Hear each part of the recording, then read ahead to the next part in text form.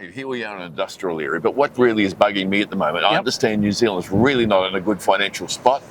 We feel poor. I think the overseas visitors are coming in and say, hey, you guys, the cost of living is so huge here. What's going on? Well, yeah, as a nation, we are looking a little bit run down at the moment. We don't have enough schools, we don't have enough police, our roads are full of potholes, all that sort of carry on.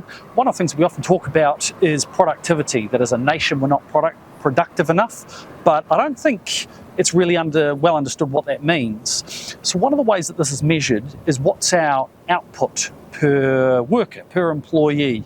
And this tends to be measured in US dollar terms. And look, the data, it takes a few years to wash through, but essentially New Zealanders, we produce just under 60K per worker on average. And how does that compare around the world? Not great.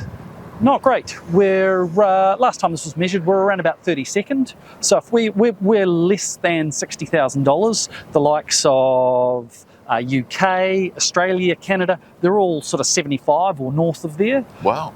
If we look at somewhere like the US, which is, to be fair, a much bigger economy, they're north of 100,000 per person. Yeah, per worker. Per worker. And then if we look at really the economic powerhouse, if you will, Luxembourg, because that's number one, they're more like 200,000. So almost 4 times what we are. So what's caused this?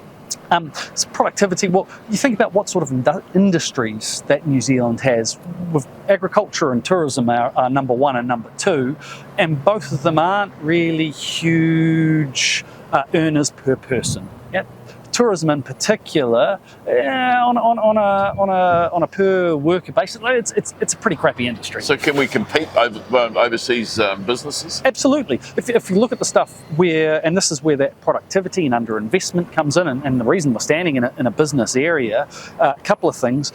One is, what's the areas that we should be focusing on is stuff that's of higher value, and if it is going to be in agriculture, well, why not higher value agriculture products?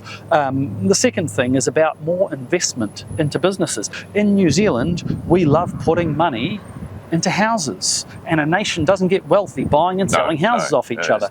Businesses, on the other hand, often struggle to get funding.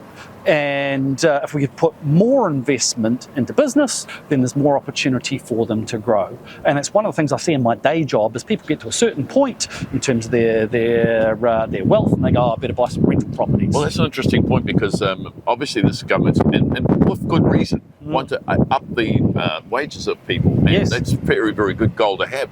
But we do need more productivity to be able to afford that. Absolutely. So it goes around and round and round. We go round and round in what's circles. Missing is the productivity goals and actually pursuing them. And the investments are getting people, and particularly getting young kids into the sorts of careers that are going to be more valuable. STEM stuff, we hear about it, but don't know much. And technology, obviously. Technology, absolutely. Engineering.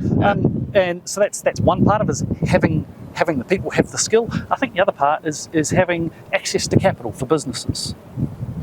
Well, folks, I mean, there's some good wise words again. We'll just solve the nation's economic woes. I'm out of here. Let's catch you later.